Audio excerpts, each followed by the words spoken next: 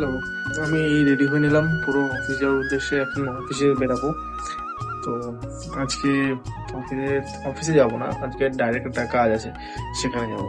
সেখান থেকে কাজ করে তারপরে অফিসে ফোন করে দেখবো কোনো কাজ আছে কি না। হলে ওখান থেকে অন্য আবার কল বা তারপরে অন্য কিছু।